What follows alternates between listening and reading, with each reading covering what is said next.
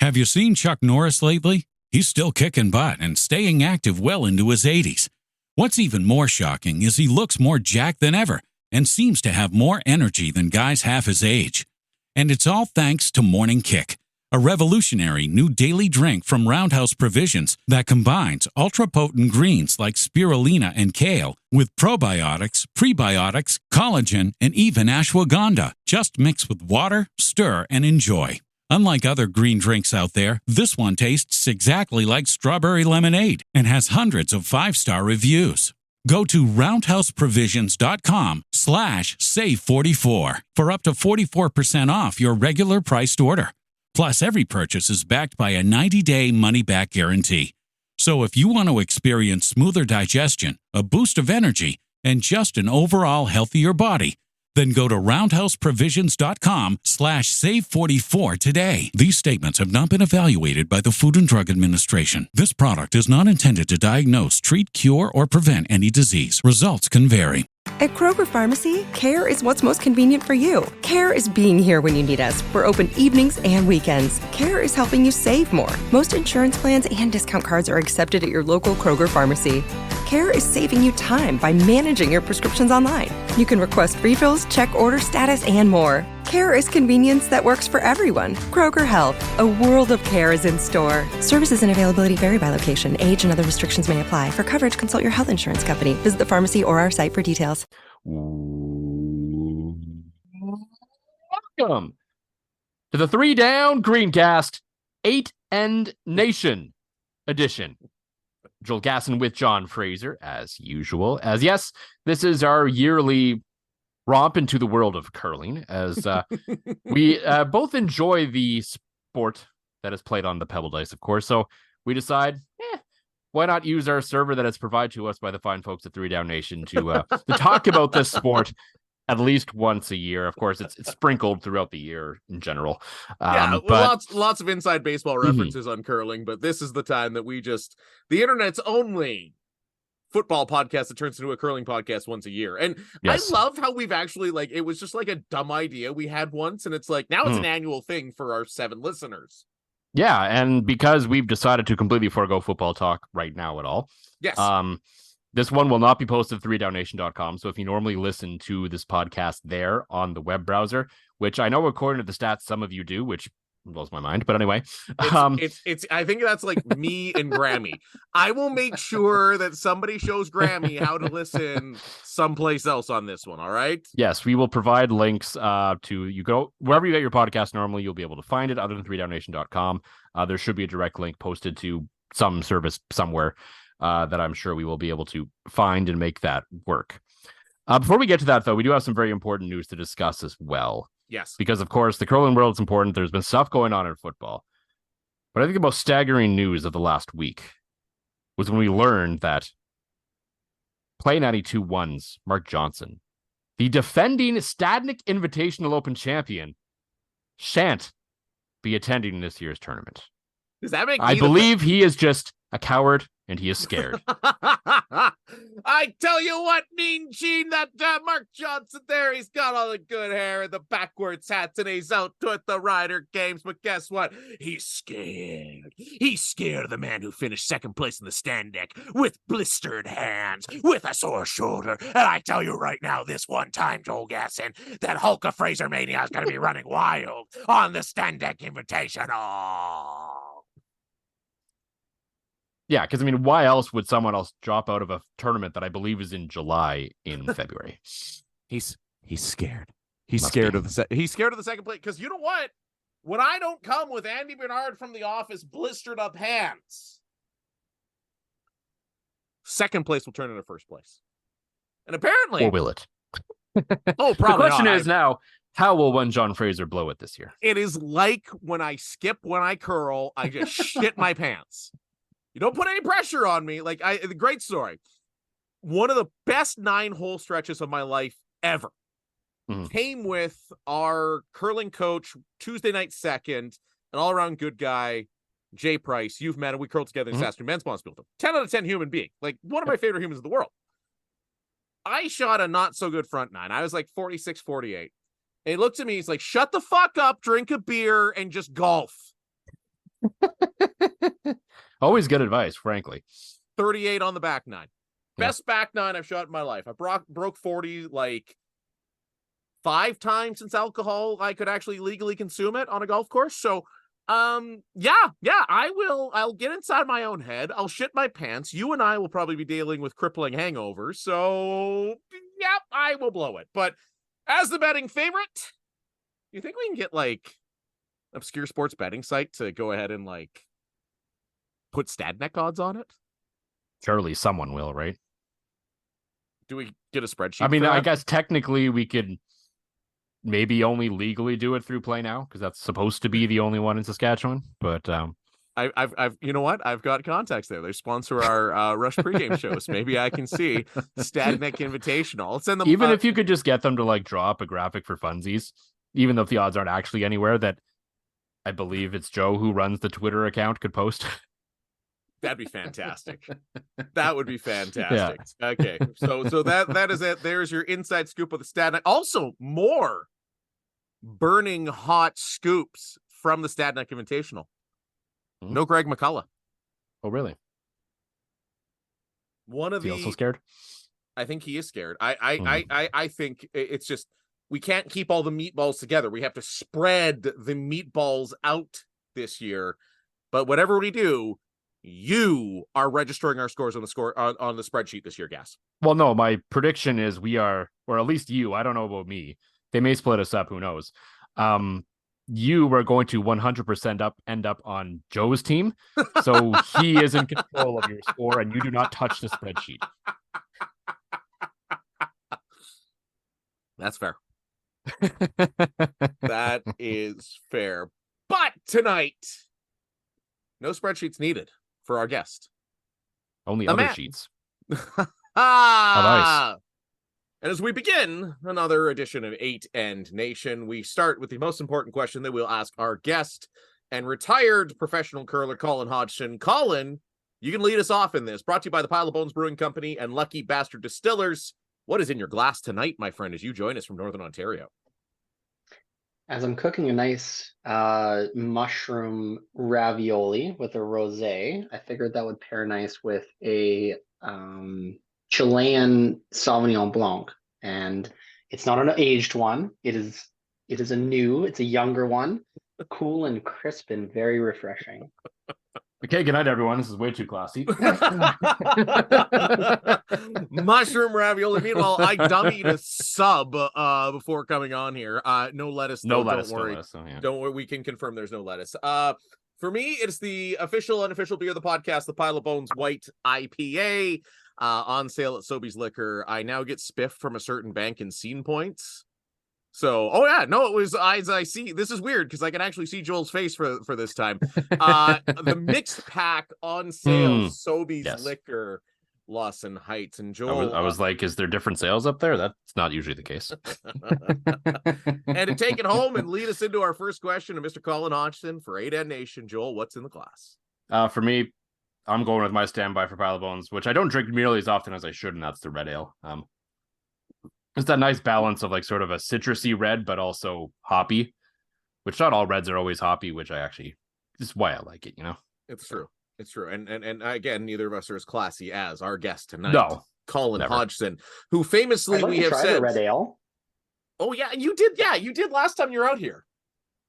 Yeah, that red ale sounds wonderful. It's a nice. It has to be cold though. Put in the snowbank for a little bit. For me, a little bit in the snowbank. Pull it out of there. Northern Ontario living. I think that's most of Canada living, to be honest, except maybe like Western BC. Right. But to get to it, as we always do, despite the fact that we said he was too smart for this podcast, we've brought him back because we're going to get classy with, as we already have with this year's 8 End Nation. And it's also like the easiest guy for us to get on here. So yeah, one of the few guests we have on that I've got no qualms of going, hey dude, my kid's late getting out of dance. It's going to be another couple minutes. So Haji, I think I kind of want, and Gas, I think I kind of want to do this in kind of reverse order. So let's start with the Scotties winner move to some other stuff Scotties related, and then we'll go full Brier. So first off, obviously the Scotties win. Great run, great event, really like great shot making. Were you surprised at all? Like, just seemed to me like Rachel Holman is back in that zone that she was in for so many years, Colin. Did you kind of see the same thing, or were you surprised at all with how locked in they are? But they've just looked like a different team this year, haven't they? Sometimes a train starts rolling and that inertia continues, and that was a absolute hell of a performance all week. The team was on the same page. They knew what they wanted to accomplish. They kind of figured out I think they figured out the logistics of how the team needed to function on the ice. Yeah. And definitely off the ice. What I really appreciate about this team is they've taken a really strong stance on who they are, what their identity is. I think that's been missing a lot of from a lot of teams over the years. It's a really difficult thing to figure out is like, what are we doing? What do we care about? Why are we doing this? And I think this team had those conversations. I don't know that because I haven't asked them about that, but just from an outside view looking in, this team knows what their identity is. They know what they want to accomplish. They might have taken a different approach to it in the construction of the team. And I think that's what you need to do to be champions, but not like solid champions. I mean, to dominate. And that's what happened. Like this team was going in a very specific direction, and they knew what they needed to do. And they took it looks like they took different experience from different events over the years. And I think Tracy has added a lot to this team. She's kind of brought something special to it.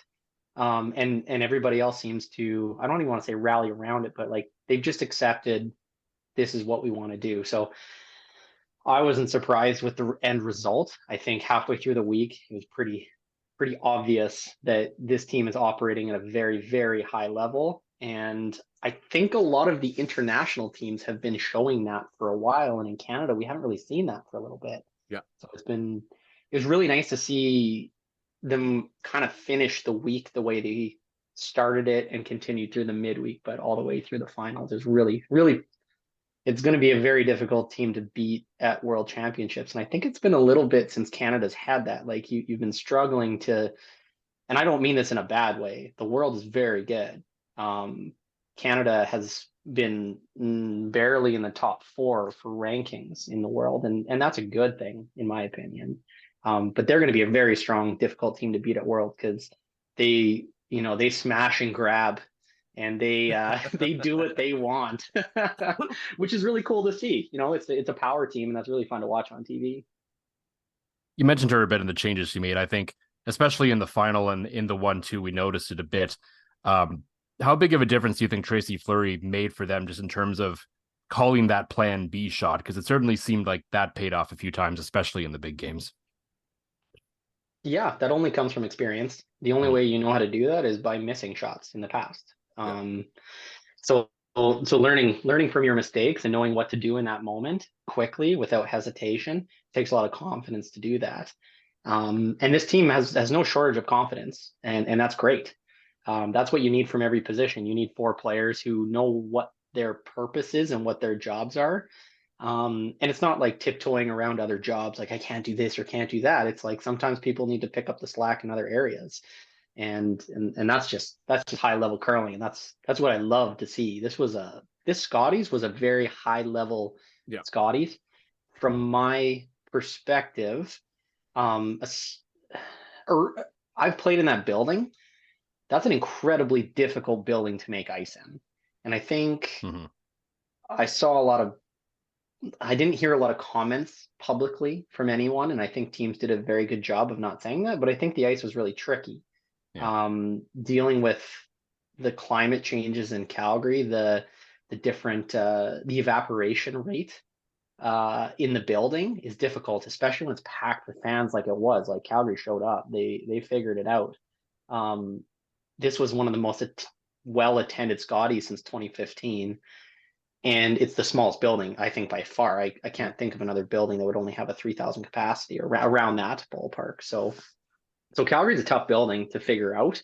There's Alberta having the Chinooks as well, and being up on a hill where the air is coming up over the mountain. it's crazy. It's crazy to try to build ice there. And I've been talking to different ice makers who tried to. I voiced my concerns, being like, "Oh, I think these curlers are really struggling with some tough ice here." Yeah. But towards they kind of figured out the ice better. But that really also was beneficial for Team Holman.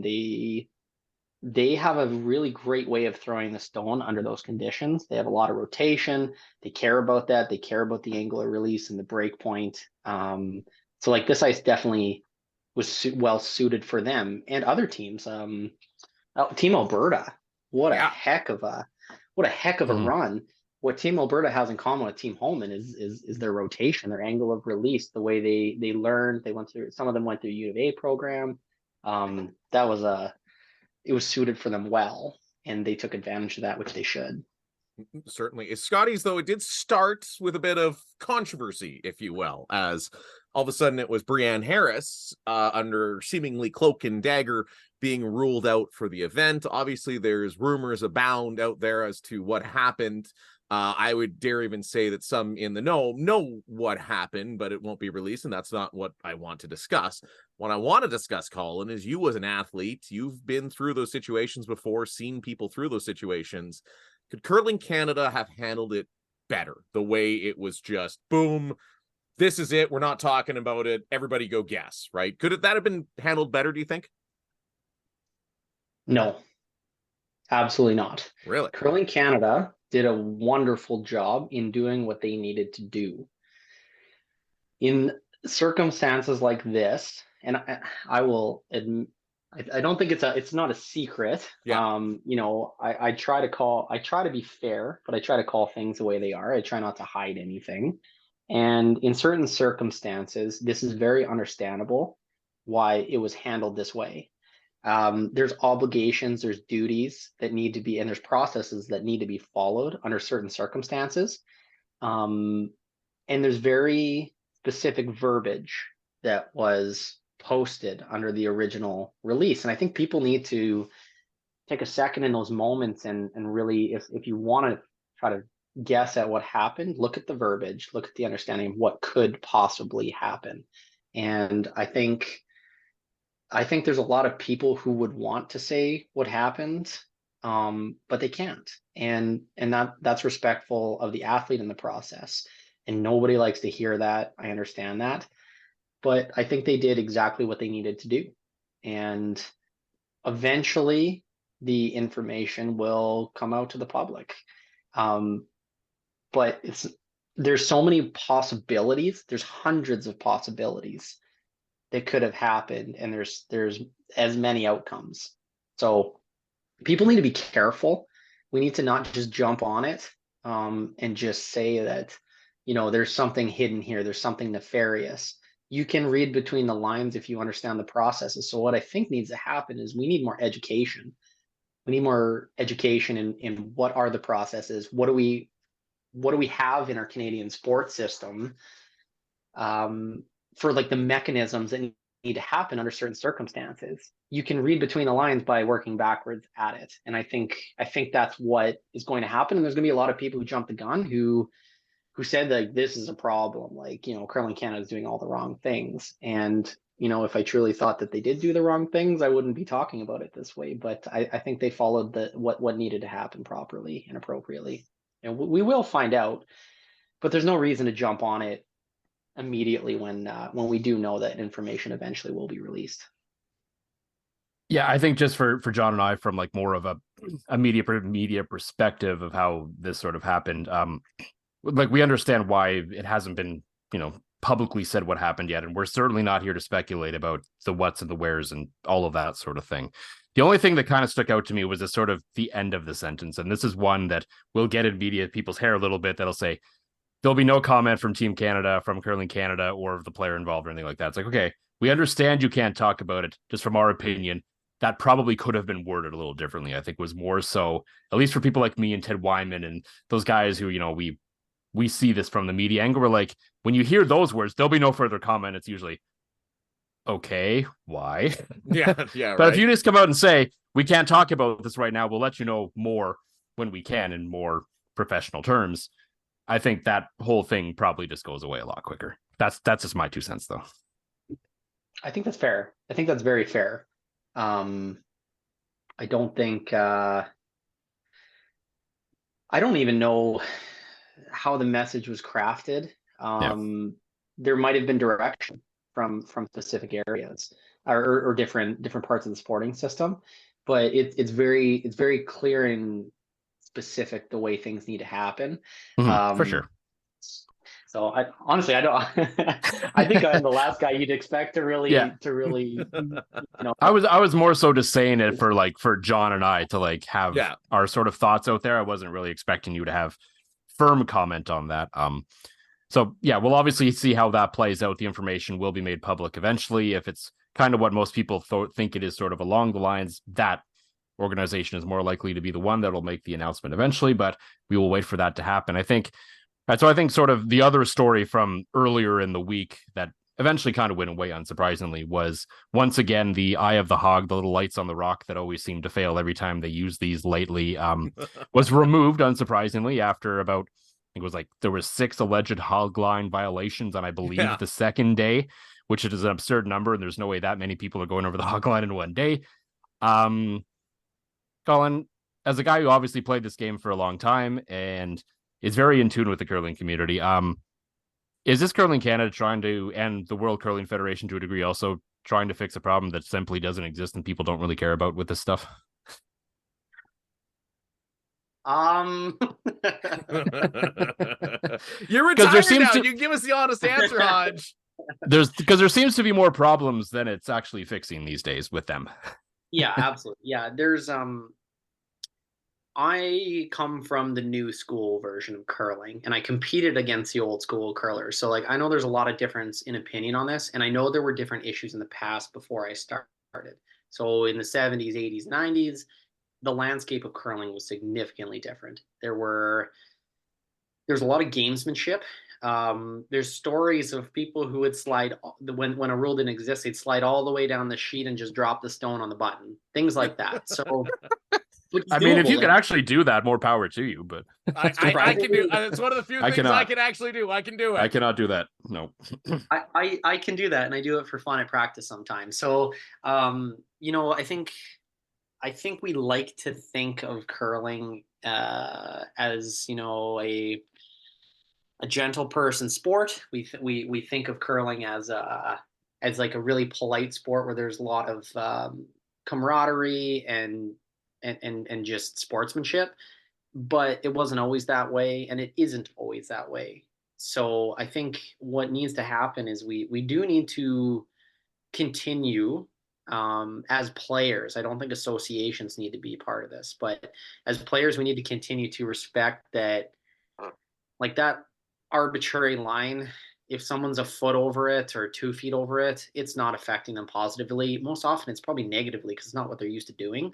But when someone's going 10 feet over the line and creating some, redirecting stones after they're already letting it go, okay, that's an issue. But in those situations, the hog line, the lights and the handles and feeling the touch sensors, that doesn't affect those people who are going to do it anyways. I've seen so many times in my career where people poke the rocks from the back at every single level: Worlds, Olympics, Nationals, Provincials, Tuesday night Ladies League and Men's League. Like people are. John, how could you? I know, right? No, you Monday night guys are clean gas. It's us Tuesday night curlers that. Yeah, absolutely. So I don't think that. I think it's a way that people approach the game. That's what we're talking about. That's what I'm talking about. Is I have respect for my opponent, so I respect that line. And I think most people have respect for that. But what happens when it doesn't? And I think a different aspect of it too is gambling in sport. That is a huge, huge aspect to it. Is the field of play needs to be managed appropriately, where gambling is, the bets are held up and there's no issues. I think that's more what this would be about, is the integrity of what's happening out there for various reasons, whether you want to argue it's about gambling or whether you want to argue it's about a proper field of play that's level. But my major issue with it is that there have been... If people are dieting now more than ever before, then why are nearly 1 in 3 American adults overweight?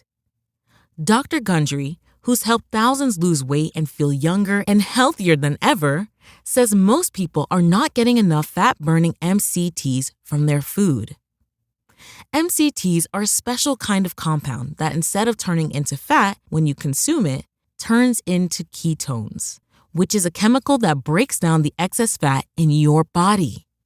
So, by getting more MCTs in your diet, you essentially flip a switch that puts your body in caloric bypass mode, which can flush out excess fat and calories.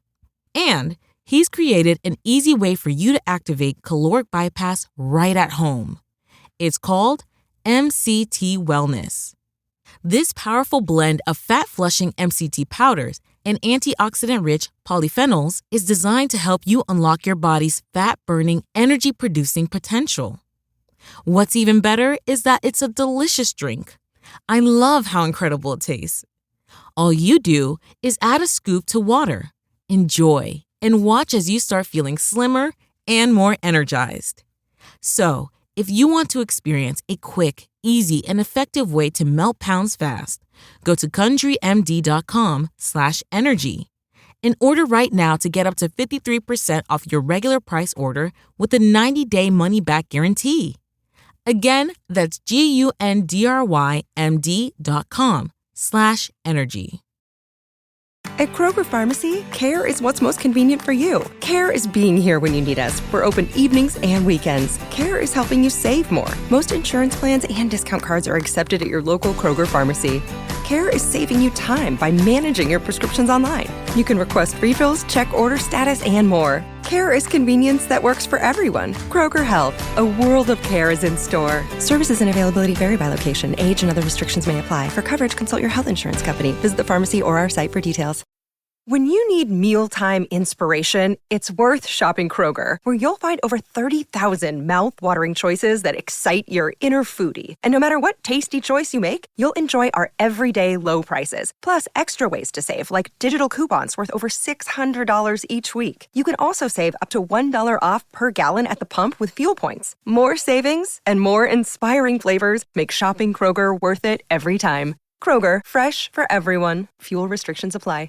Many instances where the games come grinding to a halt, where it changes the impact, the momentum of what's been happening. And that's where I have issue.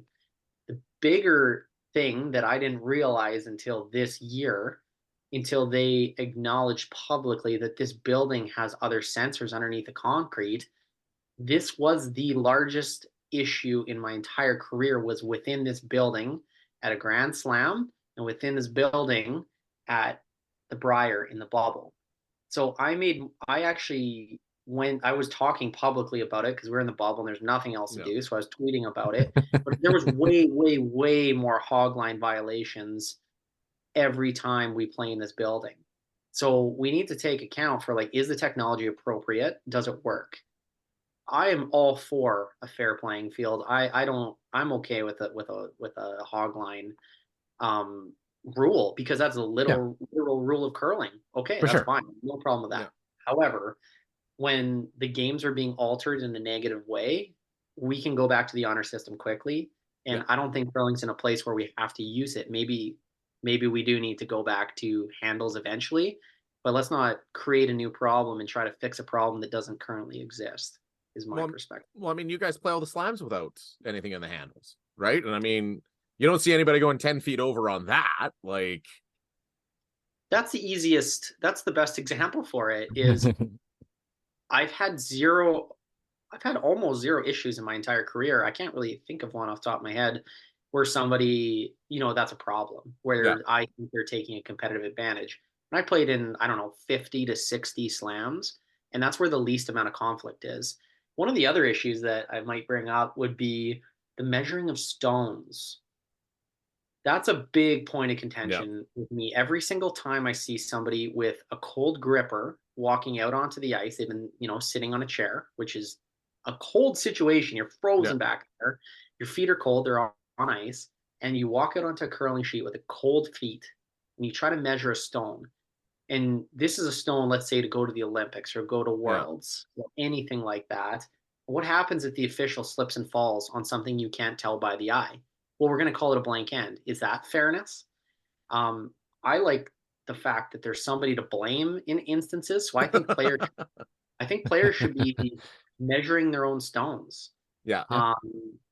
That's fair. I've never had an instance where there's an issue with the player measuring a stone like in a negative way. So if I go out there and I slip and fall, I have no problem with the other team. It's their point. I think that's the fairest way to do it. But what are we going to do once it happens? Because it will happen in a bad moment, and that's going to suck.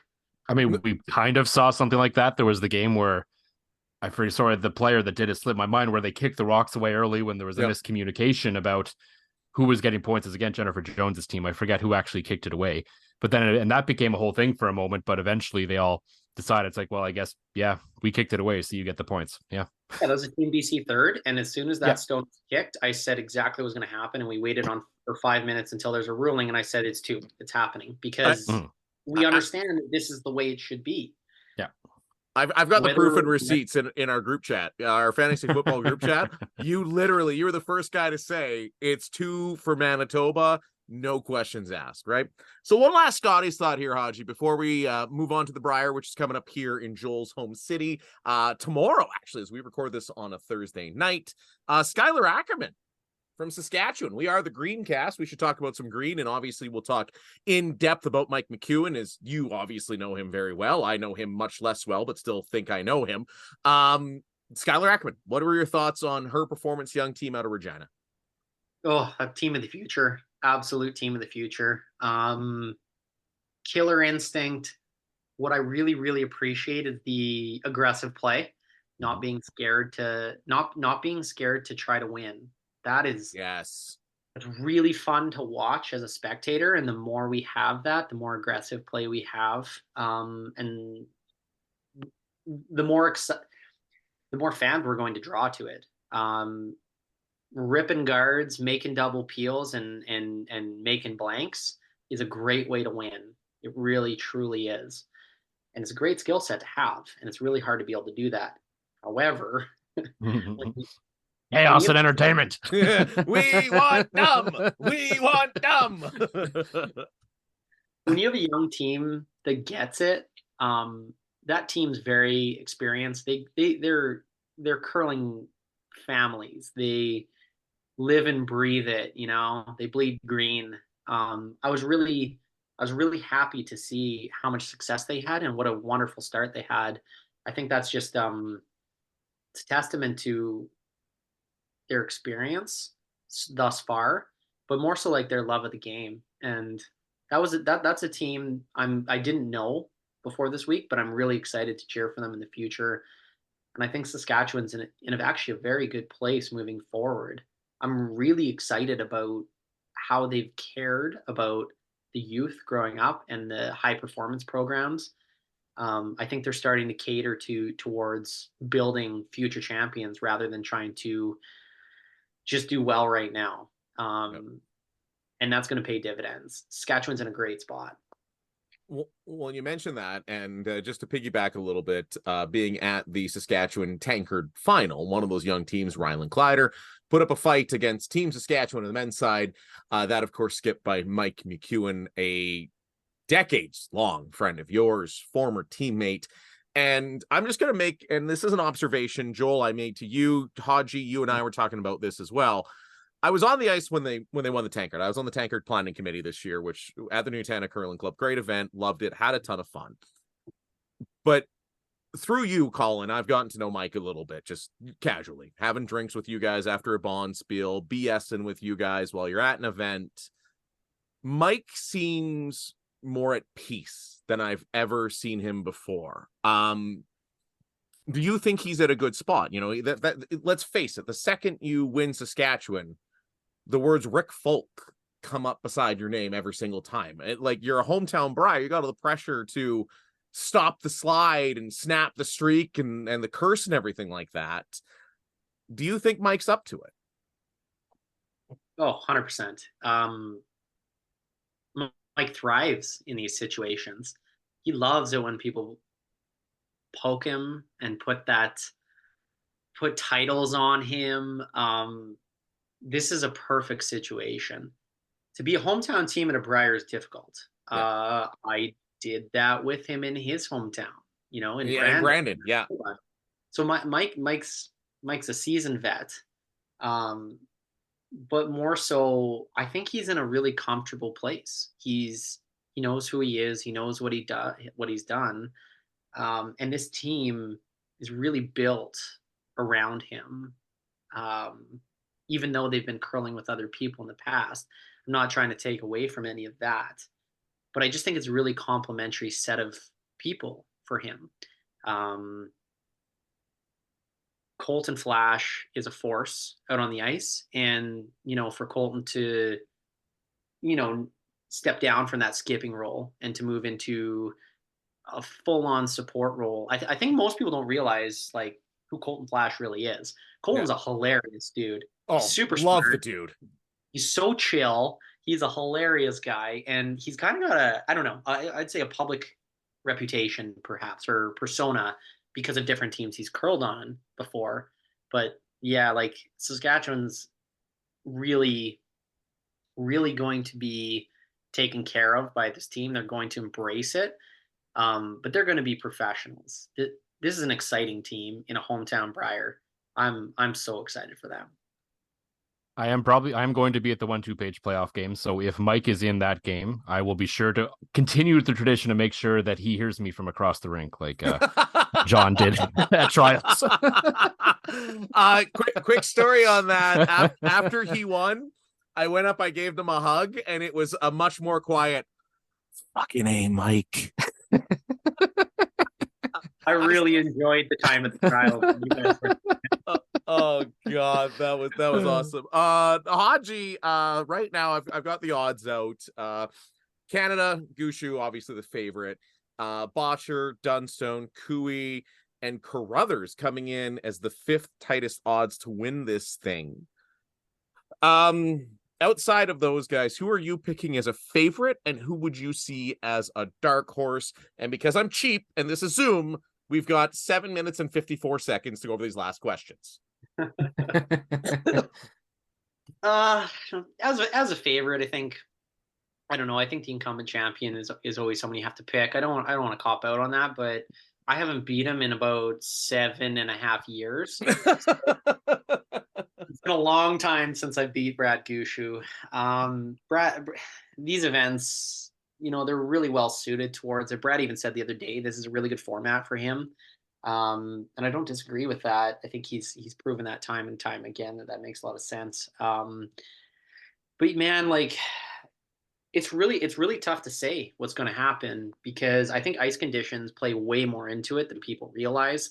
I remember back in the day when Team Jacobs and Team Carruthers, we were much of the more like really positive releases. We jabbed them. We spun the stone a lot more towards what like Mowat's doing or Scotland's doing. Even Team Dean is really manipulating that the amount of rotation down the ice. So if the ice is slow and curling a lot, it's going to play in favor to some very specific teams.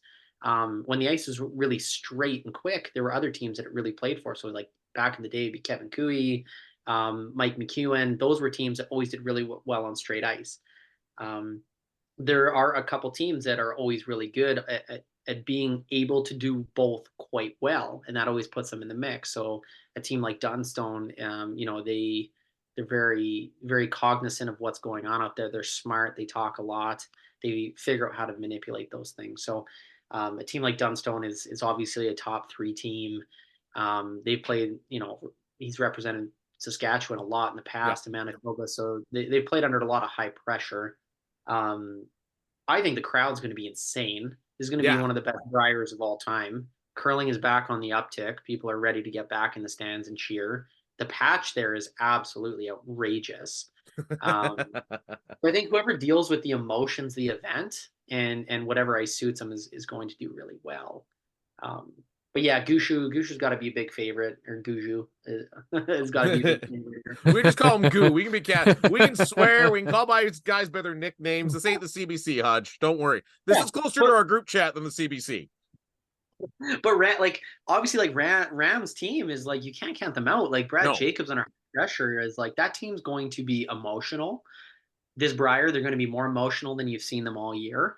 They're going to celebrate their wins. They're going to deal with the losses and the missed opportunities. But like, this is going to be I think this is going to be the most passionate Brier we've ever seen with the teams on the ice.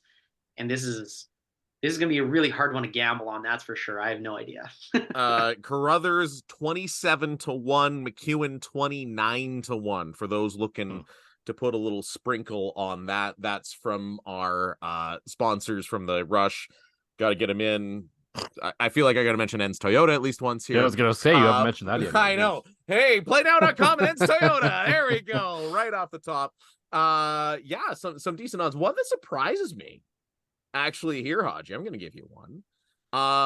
Quebec and BC are right behind Alberta, Ontario. Are we seeing Catlin Schneider? I think he's obviously former Sasky. We can see him make some hero bombs, and Quebec always spicy and interesting and quick, chaotic, not quite Guy Hemmings, but is there a team outside of the top 6 that has a puncher's chance at all? Like, because I think we can all agree here that the winner is likely coming from Canada, Botcher, Dunstone, Cooey, Carruthers, McEwen.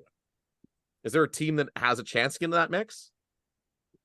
Roberge is a very good team that people don't know about. It's first time getting there, and Quebec is actually very difficult to get out of. Roberge is a great team, but it's an uphill battle, that's for sure. But what is playing well for a lot of these teams is this is a brand new set of stones. So the advantage is not there for the top teams anymore.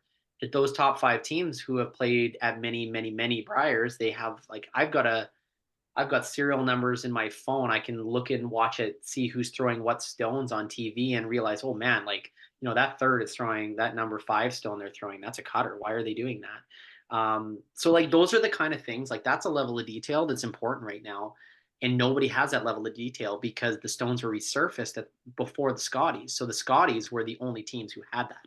However, that's something to think about, is who has information from the Scotties, who has been consulting with the teams who had success at that event. You need to look at husbands and wives, and a bunch of them were there literally coaching. And some people are coaching. So things like that are really important. Brent I think Lang. Is Scott Howard in the top 5? Is he in the top 5? Scott Howard is 7. I'm assuming that's probably because of Glenn's injury. Scott Howard is the absolute dark horse here. Scotty's a better skip than a lead, a second or a third. Scotty, I've been playing against him my entire career. He's a heck of a player. They're absolutely a brilliant team. And you know how everybody talks about Team McCarville as like the team that doesn't travel that much and play that much? Well, this is a team that we should be talking about in the same way. They are old school curlers. They play the game because they love it, but they are unbelievably freaking good. They have an amazing front end sweeping duo. Tim March is a monster, but more so they're just smart, super learned curlers. They know everything Glenn knows. They've been spending every moment of time with Glenn, having fun, but also curling at a high level. So I think that's our team. Interesting. Ontario it is, with 1 minute 44 seconds left because I'm cheap. Colin Hodgson, enjoy your rosé, enjoy your mushroom ravioli. Thank you so much for coming on with us and making us both sound and kind of look like a couple of idiots. I love you. Thank you so much. I love you too, buddy. Can't wait to live through your patch experiences. It's gonna be good. Colin Hodgson, man, much smarter than us, and objectively, it's not often that we are not the best curlers on this podcast. I mean, it's generally just the two of us, so yes. That's fair, but like, I feel like I could out curl Derek Taylor or whoever the next voice of the Riders ends up being that we can con into coming on focus. John Hodge, probably better than Hodge. Hodge. Yeah. Cullen, no. No, we are definitely not better than Cullen. That have you ever seen Cullen's delivery is the shit dreams are made out of. Mm-hmm. Like and the Ken Griffey Jr. swings of curling. Yes. Like you watch Cullen throw a rock, and with how nice his ass looks, it's just it's magic. No wonder he is getting married and has moved to Calgary. And speaking of Cullen, we didn't get into it with Hodge. No, I loved his stuff he did for Curling Canada. Yeah, that curlers read nice tweets things, even though they were 75% his tweets, where it was it's a pretty good segment. And then the Matt Dunstone with "Do you know who Matt Dunstone is?" Oh, I didn't see that one. No. Okay. Go to Colin at Colin the Curler. Go to his TwitX feed. He has one. He has Matt Dunstone there, and he's asking people, "Do you know who Matt Dunstone is?" while standing beside Matt Dunstone. Oh, okay, one of those kinds of things. Well, yeah. It's classic Colin. So before we depart for the evening, and as I work on my third beer, who is your pick? Guess. I will let you. Okay. Put me on the spot first. Okay. Well, how about? Well, I'm going to do this. Read through the odds again. Okay. It's the only time of year really we do odds, by the way, for the most part. For playnow.com and Toyota. The problem is I backed up my browser and I don't have them. All right, name the 6 teams that you remembered that we suspected were probably the winner was probably going to come from, because I'm going to agree that's not going to be outside of them. Gaston, I'm on my third beer right now, so I am literally Brier on playnow.com. Well, okay, it's Canada. I can't remember that. It's Canada, Bitcher, Cooey. Did you say? Oh, I mean Botcher. Sorry. Ooh. Okay. That slipped out. What the? I can tell you're on your third beer. For whatever reason, Play Now is also. Oh, there it is. Helps if I spell Brier right. Okay. Canada at 250, Botcher 285, Dunstone 430, Cooey 625, and then you get a bit of a jump, but still in the top 6. Readerama and Mike McEwen at 27 and 29, respectfully. Who is your pick? And I'm not smart enough to pick a dark horse, so I'm just going with Hodgie's. Hodgie says Ontario. No. Outside of those guys, I couldn't tell you if any of them really have a chance. Well, Hodgie says Ontario, so I'm going with that. Yeah, I mean, I know of Scott Howard. I've watched him play. They kept talking about the Scotties, how they've added Matt Cam, who's pretty good as well. So, I mean, the only downside is I guess Glenn's hurt, so I won't be able to partake. I suppose not. I mean, he'll be able to have his Caesars every morning. I'm sure he'll be there. If I'm Glenn Howard, I'm just going every. And that is one thing I'll say. Hodgie got me involved with a charity during the pandemic here. He got me involved with a charity like Lupus Bonspiel, Virtual Bonspiel. And I got to do a game with Glenn Howard, and Glenn Howard on the ice to Glenn Howard the person, night and day, 10 out of 10, great sense of humor, loves the Caesars and stuff. Okay, so we both have decided it's from the top 6. So that means it's either Goo, Botcher, Dunstone, Cooey, Readerama, or Mike McEwen. I mean, the heart wants to pick Mike because I think there's a lot of reasons why we talked about why he's on right now. The only thing I ever worry about is if Bad Mike is going to show up. Right. I'm going to go. I think this is the year they get over the hump. I'm going to go with Matt Dunstone and his team out of Manitoba. Ooh, I like it. I shall not Fraser curse Mike McEwen. So I don't want to. If you're specifically Fraser cursing, I think I know who you're going to pick, but. But then the Fraser curse becomes self-aware. I will say about Mike McEwen, and Colin touched on it, but I got to have probably a 10-minute conversation with Mike after they won the Tankard, and the headspace he's in and the team dynamic of that is his team. He calls the shots. Everybody else follows along. He's the leader. He's the guy. And that's what works for Mike McEwen. When he almost became the Olympic team, that's what worked for him. So I do think he'll be good, and he'll obviously be the fan favorite. I'm going to go Kevin Cooey. Not to Fraser curse, but I think the Tardy Party's playing really well. Yeah. I think he's been there before. And as Colin alluded to, I think that's one of those teams that has the ability to play well no matter what the ice is doing, and his ability to just throw nuclear bombs at 110 miles an hour can get them out of so many jams. So I think it's going to be Cooey. But I hope somebody does something crazy to disrupt those top 6. We all love a Cinderella run, right? I don't think somebody's going to win, but I'd love. But it'd be nice to see one of them get into this whatever this playoff format is.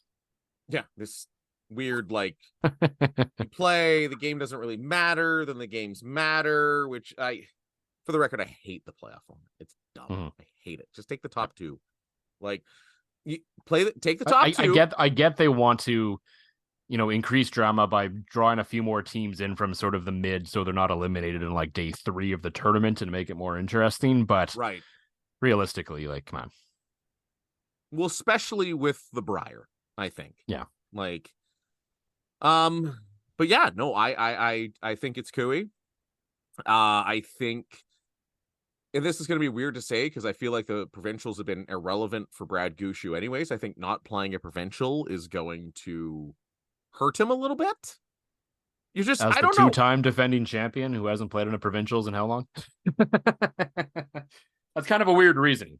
Like, okay, I mean, the guy's bound to lose one eventually, but I don't know if that's a good reason. If you're picking against Brad Gushu, you're grasping at straws anyways, and I am grasping at all the straws. All right. Yep. At Kroger Pharmacy, care is what's most convenient for you. Care is being here when you need us. We're open evenings and weekends. Care is helping you save more. Most insurance plans and discount cards are accepted at your local Kroger Pharmacy.